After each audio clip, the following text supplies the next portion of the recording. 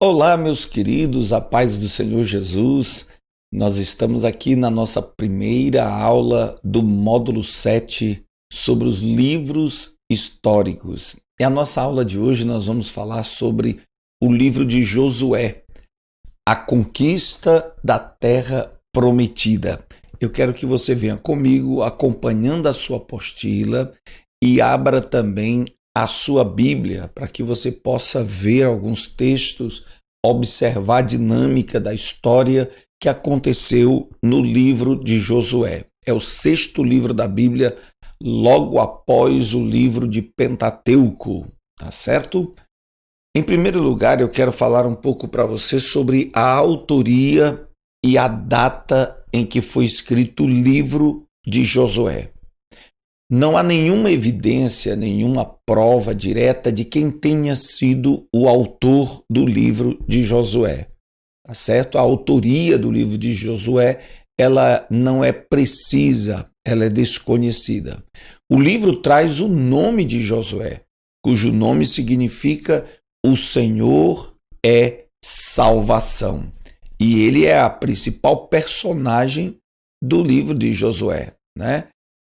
Ele figura como o principal protagonizante da história. E ele é sucessor de Moisés. Sucessor quer dizer, ele veio depois de Moisés, estabelecido por Moisés como profeta do Senhor e líder para levar Israel à terra, à conquista da terra prometida. Está lá em Números capítulo 27, verso 18 a 23, e você pode acompanhar também no capítulo 1 do livro de Josué. Perto do final do ministério de Josué, falando sobre a autoria do livro, o narrador do livro diz assim: Josué escreveu estas palavras no livro da lei de Deus. Josué 24, verso 26. Essa passagem pode indicar que Josué escreveu pelo menos uma parte do livro que leva o seu nome. Ou seja, o livro de Josué pode ter múltipla autoria, pode ter vários autores, e um deles é Josué, com certeza. E quando esse livro foi escrito? Em que data, em que tempo esse livro foi escrito? Alguns detalhes no livro de Josué dão a entender que pode ter sido escrito durante ou logo após o período da vida de Josué.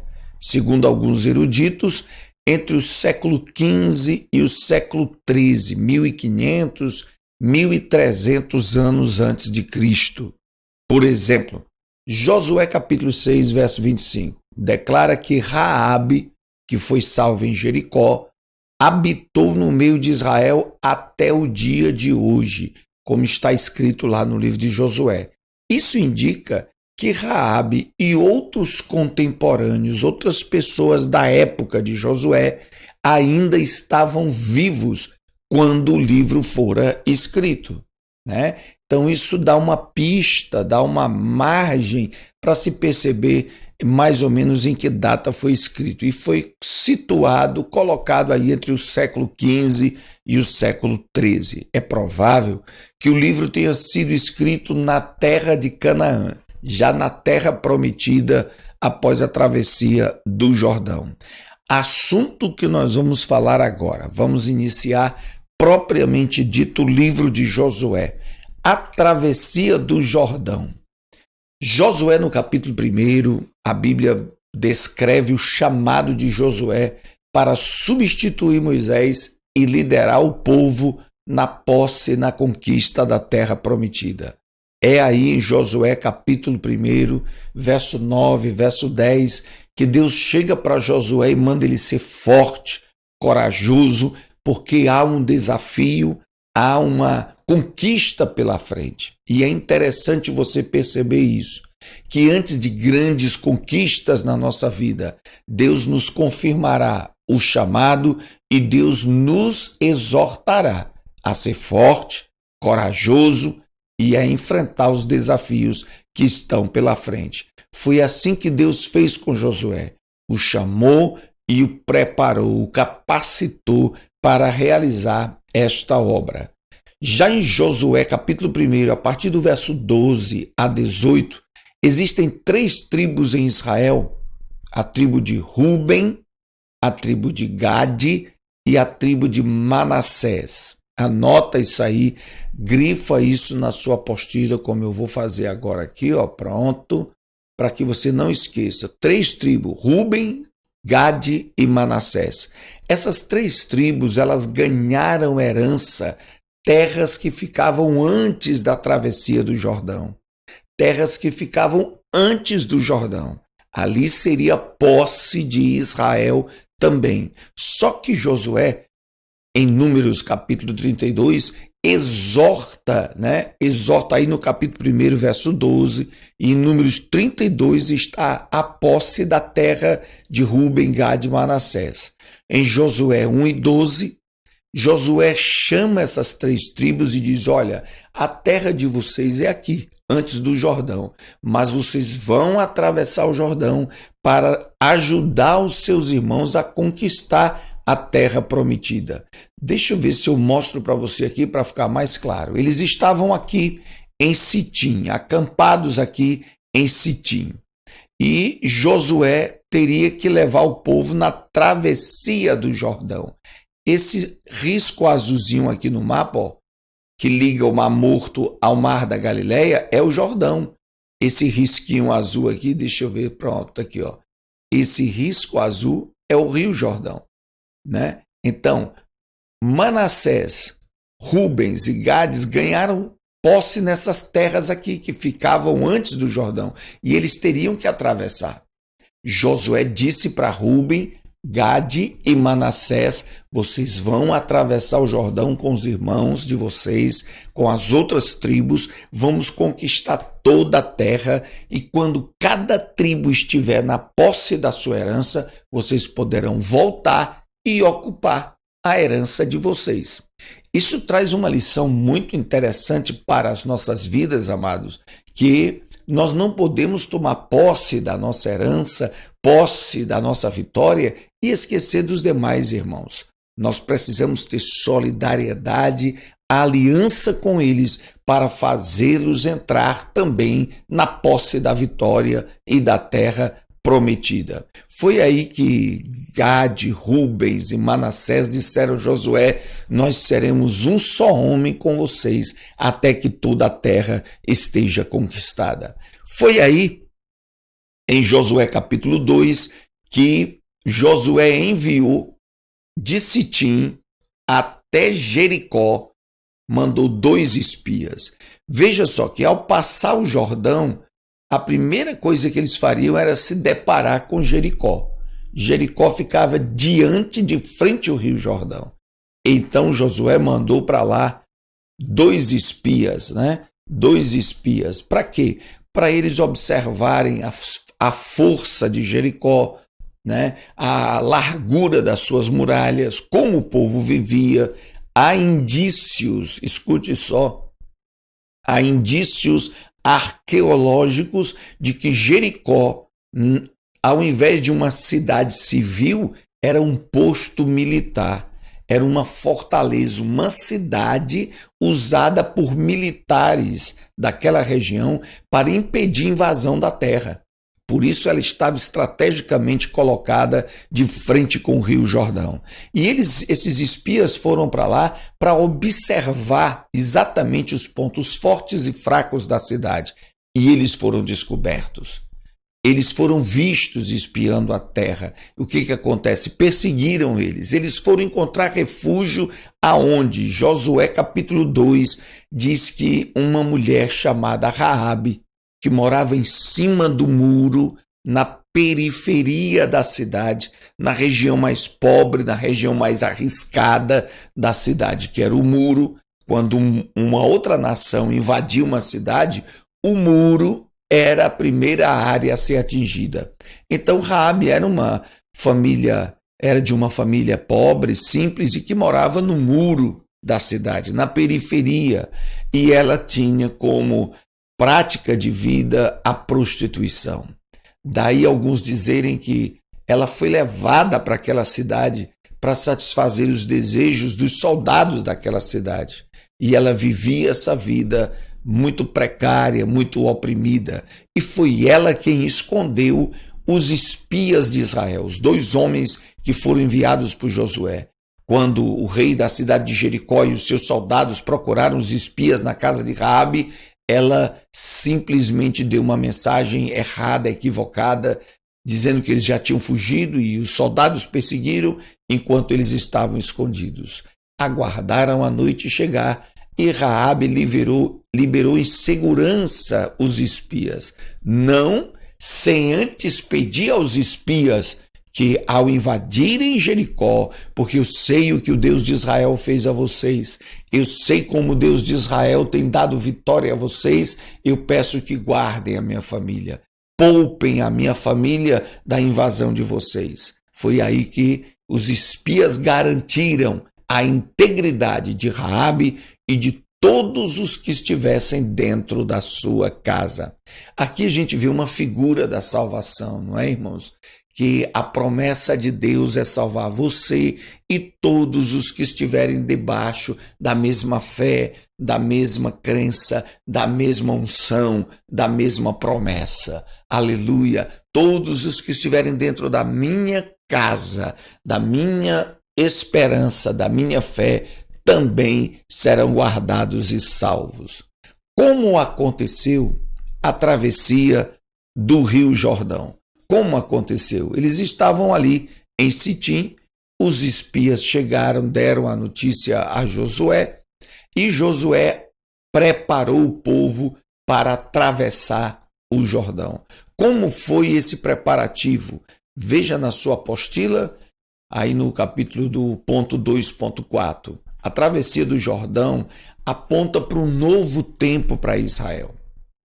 Atravessar o Jordão era colocar os pés na promessa de Deus, era colocar os pés, quer dizer, tomar posse, né? Onde colocar a planta do teu pé, aí eu te dou por herança, era a promessa de Deus. Eles teriam que atravessar o Jordão. O Jordão era uma fronteira de uma nova realidade. O Jordão era um limite para o novo de Deus, o novo tempo de Deus para a vida deles. É uma figura para nós. Atravessar o Jordão é entrar na posse da promessa de Deus para a nossa vida, da vitória para a nossa vida. O que Josué fez antes de atravessar o Jordão?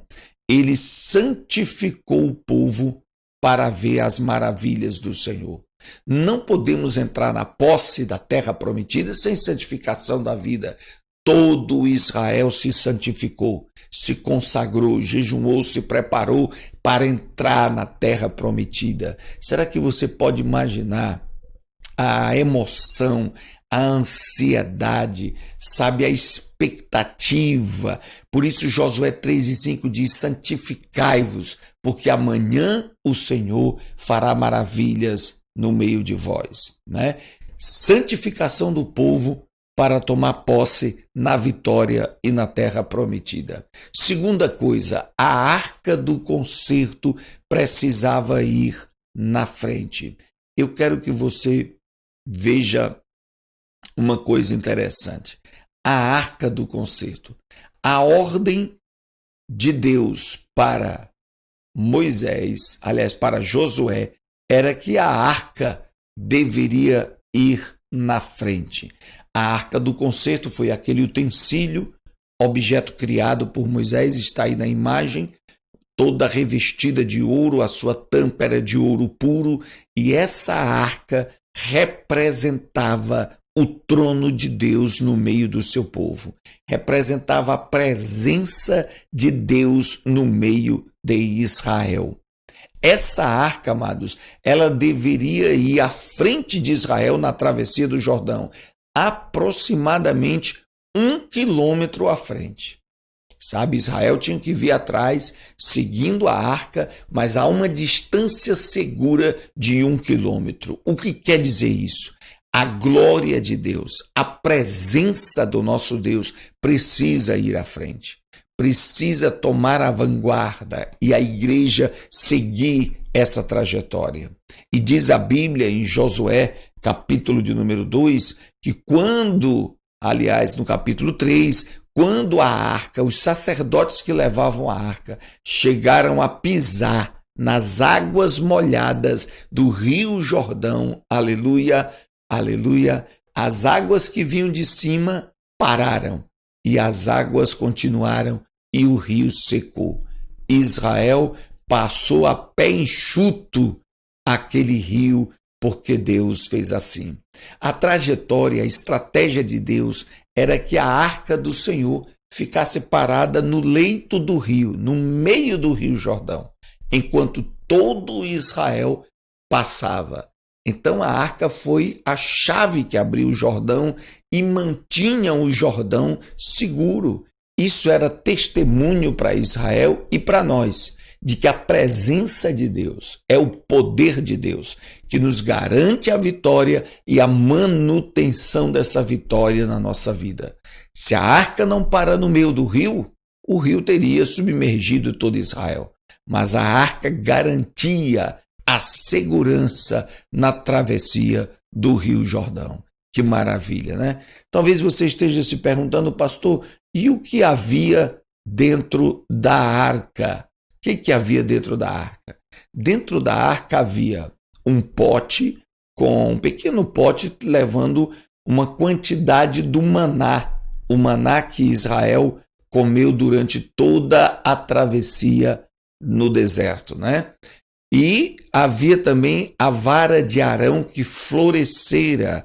Lá no livro de Números, você vai ver como Deus mandou colocar varas diante de Deus, de todos os cabeças das tribos. E a tribo de Levi, na pessoa de Arão, foi a que floresceu. E dessa vara que floresceu, foi estabelecida a casa sacerdotal, a tribo de sacerdotes em Israel, que é a tribo de Levi. E dentro da arca também estavam as tábuas da lei, o testemunho da aliança de Deus com o seu povo. Aleluia! Então eles estão aí em Sitim e eles vão agora atravessar o Rio Jordão. A arca vem na frente, né, a 1 quilômetro de distância, para o rio e ela para no leito do rio. E Israel passa, aleluia, através do Rio Jordão. Louvado seja Deus. Quando eles passam o Rio Jordão, o que acontece? Há uma ordem de Deus, no capítulo 4, verso 8 e 9, de se levantar um altar dentro do rio. Com 12 grandes pedras, eles fazem um monturo de pedras e consagram aquelas pedras como o altar do testemunho de Deus dentro do rio. E a ordem continua. Eles precisam pegar 12 grandes pedras do rio e levar para a margem do rio, para construir fora do rio, dentro da terra de Canaã, o primeiro altar de Josué e Israel na terra de Canaã. Alguns anos atrás, foi descoberto esse altar aí em Gilgal. Você observa no mapa aqui, ó, que Gilgal está um pouco mais próximo do Rio Jordão. Foi nessa região de Gilgal, né, na região pós-Jordão, depois do Jordão, que Josué construiu o altar e está até hoje lá estabelecido como posse da terra prometida. Aleluia! Um altar dentro do rio e um altar fora do rio, para garantir a posse da terra prometida. Há uma lição muito interessante. Os altares são marcos de conquista. Os altares são marcas de vitória. São monumentos à vitória de Deus na nossa vida. Construa altares na sua vida. Altares de agradecimento, altares de adoração. Construir altares é fazer consagrações, fazer votos a Deus, estabelecer experiências com Deus durante toda a sua vida. Isso vai marcar a sua conquista e a sua vitória. Em Josué capítulo 5, amados, está aí na sua apostila, né, acontece algo também muito interessante, muito importante. A circuncisão da nova geração. O que quer dizer isso? Se você ler em Josué capítulo 5, verso 1 a 9, você vai descobrir que aquela geração que nasceu no deserto dos 40 anos da peregrinação, nenhum dos homens havia sido circuncidado. A circuncisão, você já aprendeu em Êxodo e em Números, era o sinal da posse de Deus sobre Israel. Era um sinal que se fazia somente em homens, né? Era uma mini cirurgia que se fazia na época no prepúcio, no órgão do homem, para assinalá-lo como posse de Deus, povo de Deus. Só que aquela geração que nasceu no deserto, nenhum tinha sido circuncidado, nenhum trazia o sinal de Deus, nenhum trazia a marca de Deus. Josué estava sendo líder de uma geração não marcada por Deus. É por isso que ele entra na terra e circuncisa, ele faz a circuncisão em toda aquela geração, marcando aquele povo como povo de Deus por toda a sua posteridade. Amados, há uma lição muito grande aqui. Nós estamos vivenciando a igreja um tempo de entrar na terra, na posse, na conquista da vitória. E para isso é preciso marcar a nossa geração com as marcas de Deus. Uma geração que avança é uma geração marcada por Deus. Uma geração que conquista é uma geração marcada por Deus. Nós temos que nos perguntar se nós já estamos marcados por Deus, com experiência, com a graça da salvação, com a conversão, para entrarmos na posse da terra prometida. Algo emocionante que está em Josué capítulo 5, verso 10 a 12. Isso aqui é muito emocionante. A primeira Páscoa celebrada na terra prometida. Josué capítulo 5, versos 10 e 11. Eles se reúnem, sacrificam o cordeiro em cada casa. A ordenação da Páscoa, cada casa sacrificaria um cordeiro para si. E se o cordeiro fosse bastante para 2 casas, seu vizinho, que seria uma família pequena, teria que se reunir com a sua família para comer o cordeiro junto. Essa Páscoa é histórica, essa Páscoa é profética, essa Páscoa é fenomenal. Por quê? É a primeira Páscoa dentro da terra prometida a Abraão, Isaque e Israel. Você pode imaginar as lágrimas, o júbilo, o sentimento de vitória que havia no coração de Israel ao atravessar o Jordão e celebrar a primeira Páscoa nas terras de Gilgal. E é aí, nesse exato momento, em que eles comem o cordeiro, que o maná que descia do céu e alimentava Israel durante a peregrinação do deserto, parou, cessou. Se alguém lhe perguntar algum dia onde o maná parou de vir, de descer para Israel, Josué capítulo 5, verso 10 a 12, né? O capítulo 5 inteiro vai narrar essa história da primeira Páscoa, a preparação, a participação e a cessação do maná. Não precisava mais vir, Israel estava na terra que emana leite e mel.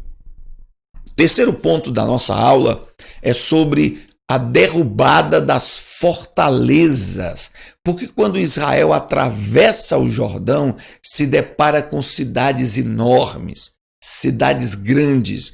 A primeira delas é Jericó. Jericó estava no caminho. E aqui em Josué, capítulo 6, verso 1, diz que Josué se fechou. Fechou os portões, fechou as portas, fechou os acessos. Aqui Israel não passa. Não providenciaremos pão, nem água, nem provisões para a caminhada de Israel. Israel está vindo tomar posse da nossa terra, nós não vamos deixar. Nós vamos ser obstáculo. Jericó se tornou um obstáculo para a conquista da terra prometida e precisava ser tomada, vencida, qual foi a estratégia de Deus? Deus mandou Israel acampar, preparar 7 sacerdotes, cada um com uma trombeta na mão. Essa trombeta, ela é chamada originalmente de shofar. Shofar era uma trombeta feita do chifre do carneiro, né? De um chifre de um animal, especialmente do carneiro, porque era resistente, e eles aprendiam a tocar esse chifre do carneiro como uma trombeta, com toques específicos para convocação da adoração, convocação para a guerra, convocação para o arrependimento, era o toque do shofar. E esse shofar, essa trombeta, também no Novo Testamento, ela representa a voz de Deus convocando o seu povo. Por isso, no dia do arrebatamento, se ouvirá a voz do arcanjo como o som do shofar, como a trombeta de Deus convocando o seu povo para entrar no banquete celestial. Aleluia!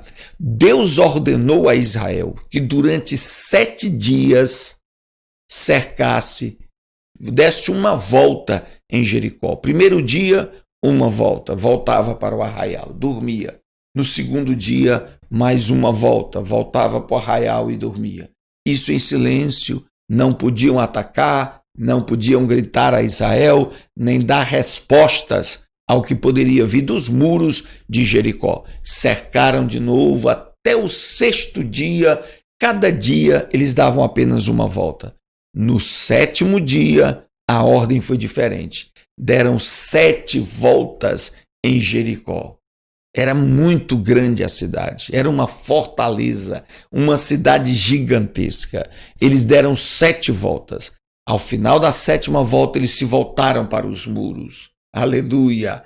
E a Bíblia diz que Deus ordenou que Israel gritasse, soltasse o grito de guerra, e os 7 sacerdotes tocariam muito forte o shofar. A ordem seria essa: eles tocariam as 7 trombetas, Israel, ouvindo o som das 7 trombetas, gritaria todos os pulmões, e o milagre aconteceu. Irmãos, o toque da trombeta, o grito de Israel, não seria suficiente para derrubar os muros. Veio a mão de Deus, veio o milagre do Senhor. As muralhas gigantescas, a largura da muralha de Jericó dava para passar 2 carruagens, 2 carros de boi sobre ela. Havia pessoas que moravam em cima do muro, lembra Raabe? Havia pessoas que moravam, tinham casas em cima do muro, tão largas, tão grossas, tão inexpugnáveis eram as muralhas. Mas o sobrenatural aconteceu. As muralhas racharam e caíram. Os arqueólogos hoje estudam Jericó e percebem que os muros tombaram para fora, né? Eles caíram para fora, eles não caíram para baixo e nem para dentro, caíram para fora. Para que isso? Para formar um monturo, Israel subir e entrar naquela cidade e tomá-la de assalto.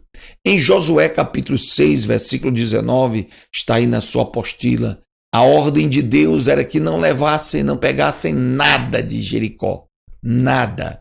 Porque no verso 26 do capítulo 6, Josué amaldiçoa Jericó, que Jericó não será reconstruída sem que haja punição e castigo para os que fizerem.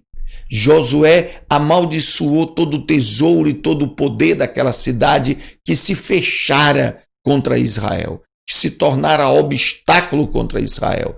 Tudo que se coloca no caminho da caminhada do povo de Deus, que se torna um obstáculo para o povo de Deus, se torna maldição. Acaba caindo em maldição. Então nenhum soldado de Israel deveria pegar nada dessa cidade. Aí mesmo em Josué, capítulo 6, a Bíblia diz que a família de Raabe foi poupada. Quando o exército de Israel entrou, estavam todos avisados. A casa que tiver um fio vermelho amarrado na janela deve ser poupada, todos os que estiverem dentro da casa. Raabe foi poupada e passou a habitar, a viver com Israel até o final do livro de Josué. Aleluia! Jericó foi tomada, Jericó foi conquistada, mas a terra ainda tinha muito o que conquistar. Aí vem a fortaleza de Ai. Fortaleza de Ai é uma outra cidade fortificada. E em Josué capítulo 7, verso 2 e 5, o relatório dos espias é que essa cidade era menor que Jericó, era mais fraca que Jericó, e eles disseram: a batalha vai ser fácil, nós vamos vencer a fortaleza de Ai muito mais rápido do que vencemos Jericó. Só que a derrota de Israel foi vergonhosa. Ao tentar derrubar a cidade de Ai, o exército de Israel, junto com Josué, foram derrotados.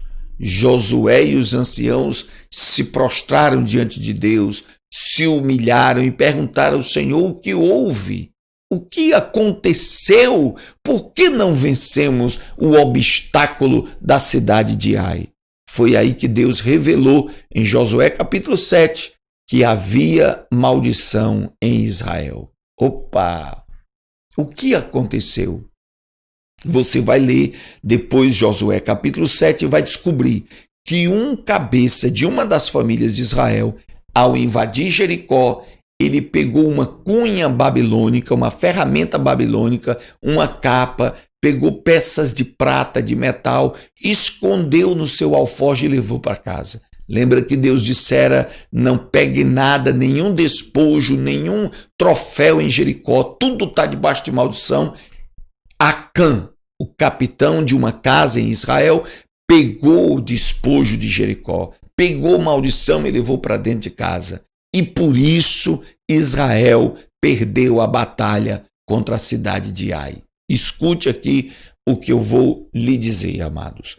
Pecados não confessados, atitudes pecaminosas não confessadas podem não trazer consequência hoje, mas certamente trarão consequências amanhã.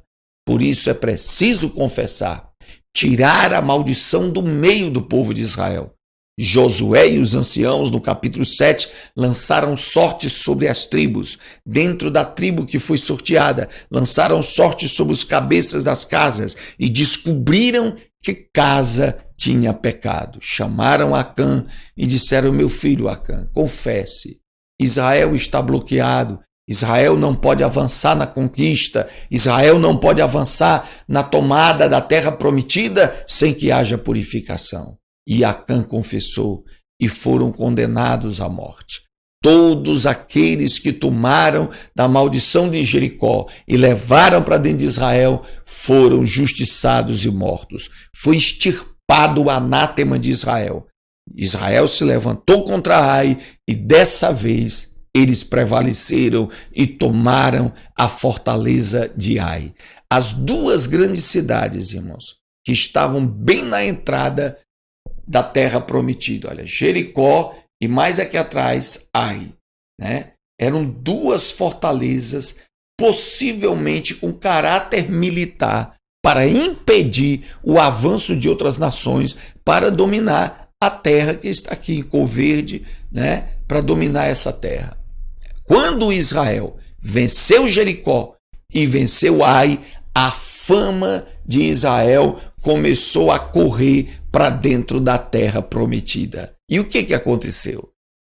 Josué capítulo 9 diz que Gibeon, um povo que habitava a terra, Gibeon soube do triunfo de Israel e os gibeonitas se dissimularam, ficaram com medo de Israel, vestiram roupa velha, sapatos rasgados, fizeram o papel de pobrezinhos, de vítimas, de necessitados e foram até Josué. Josué, nos apoie, nos receba. Nós somos pobres, somos de uma terra distante. Eles nem confessaram que era dali de Gibeon, da terra de Canaã, porque a ordem de Deus era tirar todas as nações para que Israel pudesse ter paz. Mas Gibeon enganou. Josué acreditou, no vitimismo, Josué acreditou na pobreza dos gibeonitas e fez aliança com eles. Aqui tem uma lição profética muito séria. Líderes precisam ter cuidado para não acreditar nesses relatórios de pessoas carentes, de pessoas vitimizadas, de pessoas e no fundo, são pessoas dissimuladas, pessoas que querem fazer aliança com Israel para provar das bênçãos de Israel e enganam os líderes, como enganou Josué, né? E os gibeonitas ficaram debaixo da aliança de Israel por toda a vida e a existência deles. Nem puderam ser expulsos da terra e tiveram que ser protegidos pelo povo de Israel. Porque no capítulo 11, aliás, no capítulo 11, né? No capítulo 10, depois, porque esse capítulo 9 da apostila aqui é referente aos gibeonitas. Os 5 reis que se levantaram contra Gibeon é no capítulo 10. 5 reis de Canaã, da terra prometida, souberam que Gibeon fez aliança com Israel. 5 reis se levantaram contra Gibeon e foram atacá-los. O rei de Gibeon mandou dizer a Josué: temos aliança contigo, nos socorra desses 5 reis. Josué armou os exércitos de Israel por causa da aliança que tinha com eles. Foi lá e guerreou a guerra de Gibeon e deu vitória a eles. O rei de Azor, no capítulo 11, era o cabeça de muitas nações na terra de Canaã. Josué se levantou contra ele e também dominou. Na conquista da terra prometida, havia a ordem de Deus: não deixe nenhum dos cabeças das nações estranhas permanecerem em Israel. Há um segredo muito forte aqui para a nossa vida, na nossa conquista de vitória. Não podemos deixar nenhuma cabeça de maldade permanecer dentro da nossa vida. Precisamos cortar, tirar toda a influência do mal que exista nas nossas vidas.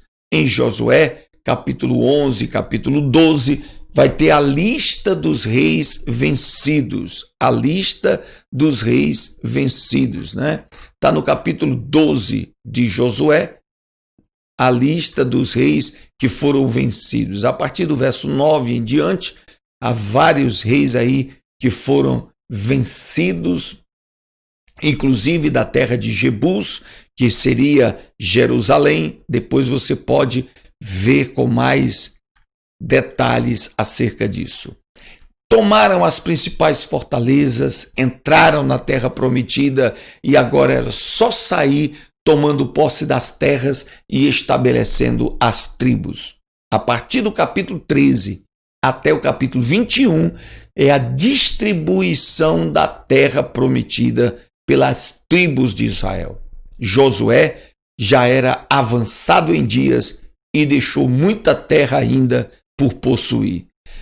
Está aí no versículo 1 do capítulo 13. Aqui há um segredo, uma revelação muito forte. Deixaram de conquistar muitas terras, deixaram de expulsar muitas nações estranhas que estavam na terra prometida. Vamos dar uma olhada aqui na distribuição das terras em Israel. Eu vou fechar aqui a webcam e você vai poder ver aqui as tribos divididas. Desde Dan, ali em cima, né? Desde Dan, Aser, Naftali, Zebulon. Deixa eu ligar aqui a câmera. Olha só. Dan aqui em cima, ó, é uma pequena tribo, né? Aser, Naftali, aqui tem Zebulon. Deixa eu subir aqui esse mapa. Olha só. Zebulon. Agora lembra que eu lhe disse, olha, Manassés, do outro lado do rio, né? Manassés, embaixo tem Gade e mais embaixo Ruben, certo? Ruben. E aí está, amados, a distribuição da terra prometida. Efraim, Dan, Benjamim, Judá. Dentro de Judá estava Simeão. Agora você olha e diz, cadê a tribo de Levi? Não tem herança nas terras? Aí vem uma outra coisa interessante a gente aprender. A tribo de Levi fica sem terra, porque a sua herança é o Senhor, né? A tribo de Levi, a tribo de onde saíam os sacerdotes, de onde saíam os grandes sacerdotes de Israel, não tinha terra, não tinha posse.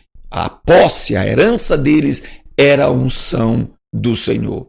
Eles recebiam os dízimos, eles recebiam o sustento, eles habitavam em toda e qualquer terra, tudo era deles, né? Enquanto eles não tinham terra própria, tá certo?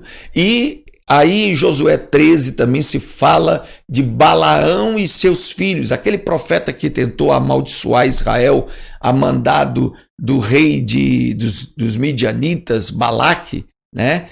Eles foram passados ao fio da espada porque tentaram amaldiçoar Israel. O Monte Hebron, o monte que é a raiz do Rio Jordão, o Monte Hebron, que é cantado no Salmo 133, ali o orvalho sobre o Monte Hebron, né? Hermon, o Monte Hebron foi dado como herança para Caleb, um dos que foi espias de Moisés na terra prometida. Ele pediu a Josué o Monte Hebron e Josué lhe concedeu. Volta-se a temática aí, Israel não expulsou a todos os habitantes da antiga Canaã. A conquista da terra prometida, ela não foi totalizada, ela não foi completa, porque Israel permitiu que nações estranhas permanecessem em Israel. Isso serviria de tropeço, serviria de bloqueio, serviria de perseguição para Israel durante toda a sua existência. Aqui, ó, em Josué 22, as tribos de Ruben, Gad e Manassés retornam para além do Jordão, a terra que era dada a eles. Lembram que Josué pediu que eles atravessassem, ajudassem os irmãos a conquistar, depois voltariam. Quando eles estão voltando, eles constroem um altar de agradecimento a Deus, né, pela conquista, por estarem voltando para casa. Quando eles constroem esse altar, a tribo de Efraim pensa que eles estão querendo tomar posse da terra deles. Israel tinha muito que aprender. Você vai ver nesses livros históricos, Israel tinha muito que aprender. Efraim já foi falar com as 3 tribos, ameaçá-los. Vocês estão querendo tomar posse da minha terra, construindo o altar na minha região? E eles disseram, não, esse altar não é de guerra. Esse altar não é de posse, é de gratidão, é de louvor. Foi aí que Efraim acabou se reunindo com eles, adoraram a Deus e eles voltaram em paz para a sua terra. As últimas orientações e exortações de Josué. No verso 1 até o 5 do capítulo 22, Josué diz, o Senhor nos entregou as terras e repartimos entre as tribos. O verso 6 e 11 diz, esforçai-vos na fidelidade a Deus e não vos mistureis com as crenças e alianças com os povos que ficaram entre vós. Deixaram nações pagãs, idólatras, cheias de feitiçaria, de superstições, e agora Josué, preocupado com o futuro, diz, não entrem em aliança, nem com as crenças, nem com os costumes do que esse povo faz. Não se misturem com eles. Se vos desviardes, certamente essas nações serão laço e sofrimento e perecereis na terra. Se vocês deixarem enfraquecer a fé em Deus, a aliança com Deus, essas nações vão trazer muito problema para vocês. O verso 14 a 16 é a despedida e exortação final de Josué. No capítulo 24, Josué faz uma retrospectiva completa, desde Abraão até a terra prometida, lembrando Israel. Irmãos, há uma lição muito interessante aqui, eu quero que você aprenda isso. Israel trabalhava muito com lembrança do que Deus fez. O Salmo 103 diz, não se esqueça de nenhum dos seus benefícios. Né? Há um hino que se canta na igreja, diz, eu quero trazer à lembrança aquilo que me traz esperança. Né? Quando Israel tinha um alvo, uma conquista, quando Israel tinha uma vitória, quando Israel entrava na posse da terra prometida, trazia a lembrança, trazia a memória, Se lembrem de Abraão, de Isaac, de Israel, dos nossos pais, das promessas, porque as nossas lembranças precisam ser aliança com Deus. Quais são as nossas lembranças, irmãos? Que lembranças temos na nossa vida? Josué exorta e desafia uma aliança mais firme com Deus. E ele ali presencia a morte de uma geração de líderes. Do verso 14 até o último versículo de Josué, capítulo 24, é o último capítulo de Josué, nós testemunhamos a morte de uma geração importante de líderes. Morre Josué, morre o sacerdote Eleazar, os ossos de José que foram trazidos do Egito em toda essa peregrinação de mais de 40 anos, são finalmente enterrados na terra da promessa. Ali está terminando o livro de Josué, tá certo? E o ocaso da história de Josué, presta atenção, quando nós assistimos a morte, o sepultamento de grandes líderes, de grandes expressões, de grandes influências e exemplos para a igreja, é sinal que nós precisamos nos alertar. A necessidade de um avivamento quando uma geração forte está passando. Precisamos fortalecer a nossa geração para não cairmos no declínio espiritual.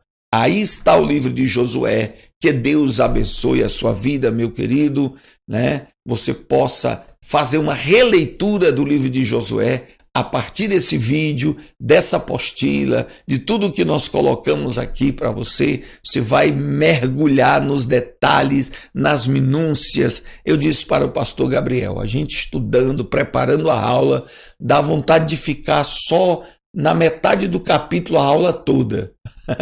A conquista de Ai, a maldição de Acã, sabe o que era a cunha babilônica, os detalhes, A arca do concerto atravessando o Jordão, dava para ser uma aula para cada um desses pontos, mas aí é que está a riqueza da palavra. Essa aula te dá o rumo, os caminhos, os detalhes, as chaves para que você possa aprofundar o seu estudo e o seu conhecimento. Até a próxima aula, que Deus abençoe a sua vida, que nós possamos atravessar o Jordão, conquistar todos os inimigos, não deixar concessões nenhuma para a carne e para o mundo na nossa vida e possamos colocar os nossos pés na posse da promessa de Deus. Deus abençoe, queridos, fica na paz e na graça do Senhor Jesus.